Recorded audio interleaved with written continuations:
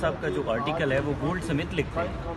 Gold Smith تو میرے خیال میں 3 سال پہلے فوت ہو گئے تھے، اور میں نے کہا نا میرا دوست ہے، نہ پڑھتا ہے نہ پڑھنے کی ضرورت محسوس کرتا ہے، اس کو پڑھائی لکھائی کی کمی ہے. تو میں نے ان کو ہمیشہ یہ کہا کہ آپ بڑوں سے پوچھ لیا کیجیے، ہم سے پوچھ لیا کیجیے، ہم آپ کی بہتر رہنمائی کریں. ایسا ہوگا. اچھا یہ بتائیے گا، شیر افضل مروت نے آپ کی پارٹی کے اوپر الزام لگایا، حالانکہ وہ پاکستان تحریک انصاف کا تو اب تو حصہ نہیں رہے. انہوں نے کہا کہ پی ٹی آئی میں بھی کچھ لوگ ہیں جو فارم 47 پہ جیت کر آئے ہوئے ہیں. پاکستان تحریک انصاف میں فارورڈ بلاک کی خبریں چل رہی ہیں، اور خان صاحب نے مزید لوگوں کو جو نکالا ہے ان کا جو فنکشنل طور پہ ان کو نکال دیا گیا ہے، آفیشیل طور پہ نکال دیا گیا ہے. یہ ابھی بات پینڈنگ ہے یہ ساری. نہیں، جو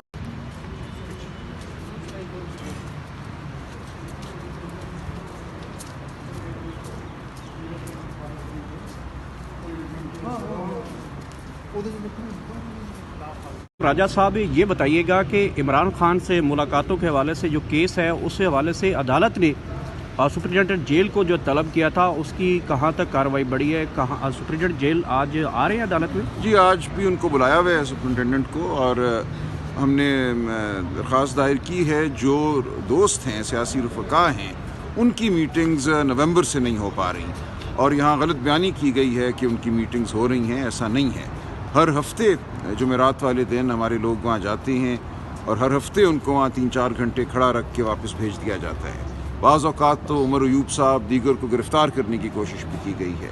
یہ تمام معاملہ ہم عدالت کے سامنے رکھ رہے ہیں کہ ایک حق ہے جیل مینول کے تحت، جیل کے قوانین کے تحت 2 میٹنگز کا عمران خان صاحب کا عدالت فیصلہ دے چکی ہے کہ منگل والے دن اور جمعرات والے دن ان کی ملاقاتیں ہوں گی. ایک دن وکلاء اور خاندان کے ساتھ، اور ایک دن ان دوستوں کے ساتھ، ان رفقا کے ساتھ جن کا نام وہ دیں گے.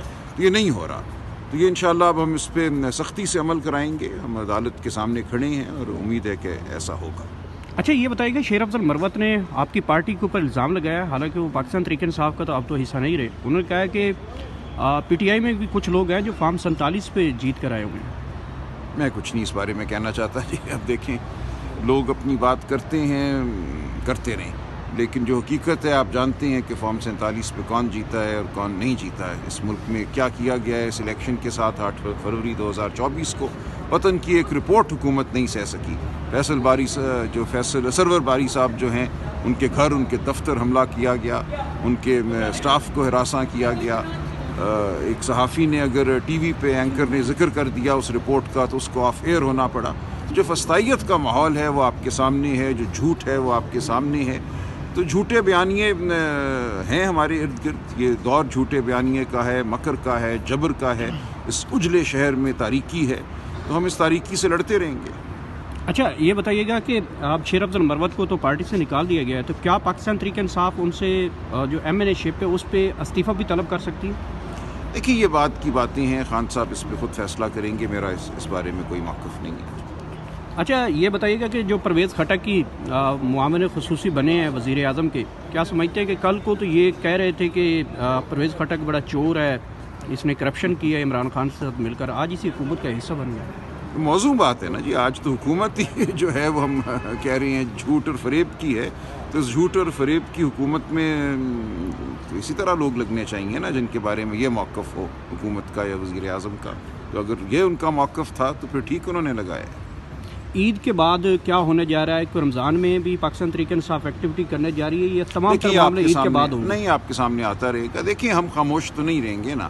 رمضان ایک مبارک مہینہ ہے، سچ بولنے کا مہینہ ہے. ہم ضرور سچ بولیں گے، حق بات کرتے رہیں گے، رمضان کے دوران بھی، رمضان کے بعد.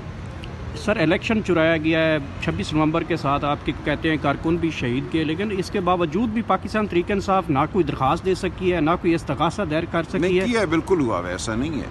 لطیف کھوسہ صاحب نے ایک بہت جامع 1400 صفحوں پر مشتمل درخواست، بالکل استغاثہ دائر کیا ہوا ہے. اس کے ساتھ جو ہو رہا ہے وہ ٹھیک ہے، لیکن حق ہمیشہ آخر میں جیتتا ہے. اس کے ساتھ دستاویزی ثبوت بھی ہیں. لیکن آپ یہ دیکھیے کہ اس دن جو کیا انہوں نے، نہ صرف گولیاں چلی، ہسپتالوں پہ بھی حملہ ہوا، ہسپتالوں سے ریکارڈ غائب کیا گیا، ہسپتالوں کو سیل کیا گیا. آپ صحافی حضرات یہاں جو موجود ہیں اس شہر میں وہ جانتے ہیں مطیع اللہ جان کو گرفتار کیا گیا. پاداش صرف یہ تھی کہ انہوں نے ایک ہسپتال میں داخل ہونے کی کوشش کی تھی معلومات حاصل کرنے کے لیے. یہاں بھی ہمارے دوسرے دوست ثاقب بشیر صاحب بھی کچھ لمحے پہلے میرے ساتھ تھے. تو آپ جان سکتے ہیں کہ اس دن کیا ہوا. قتل کے بعد گولی کے بعد ایک جس کو کہتے ہیں کور اپ آپریشن کیا گیا. تمام ہسپتالوں کی یہی حالت تھی.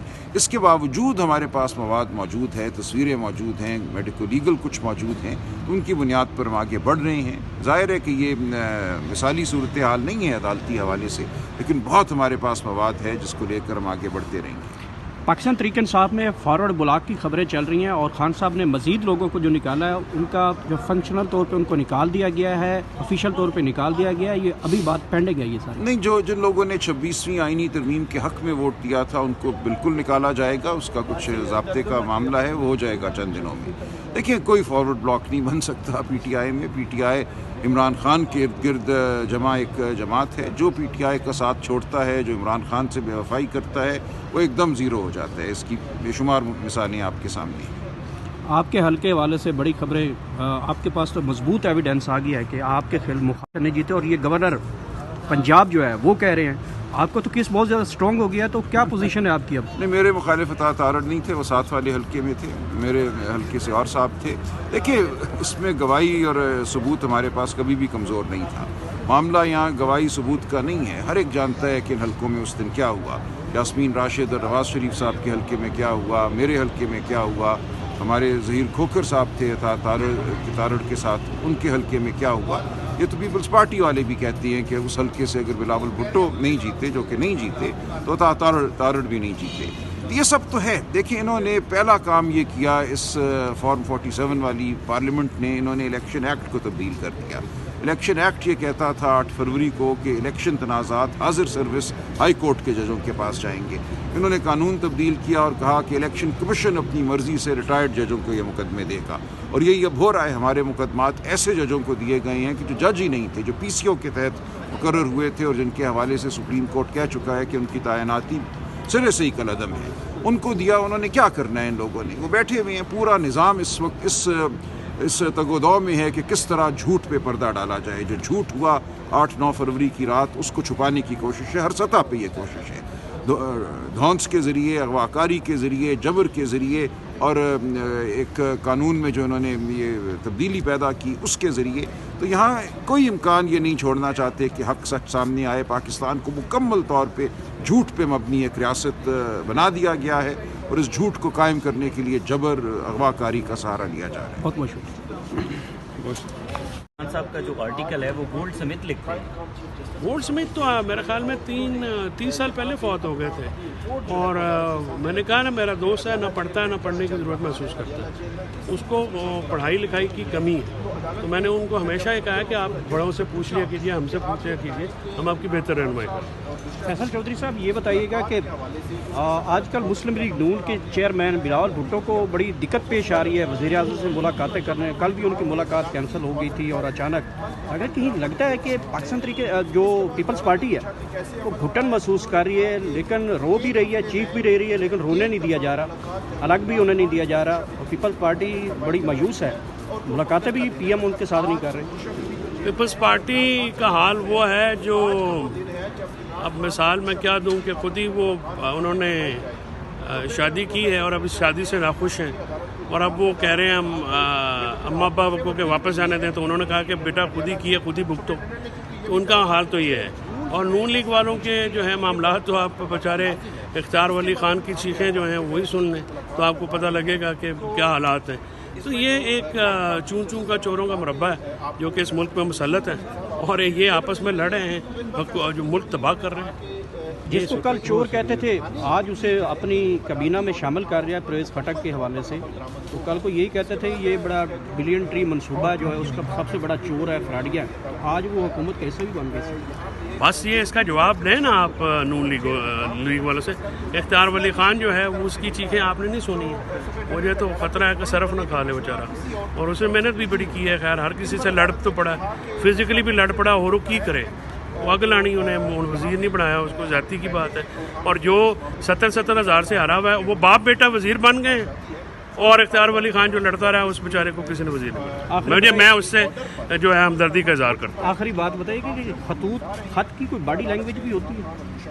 ہاں, مجھے تو پہلی دفعہ پتہ چلا ہے. خط کی تو تحریر ہوتی ہے, اور تحریر جاندار ہے, جاندار تحریر لگی ہے. तो जिन्होंने पढ़ा है फिर उन्होंने जवाब भी दिया। Thank you.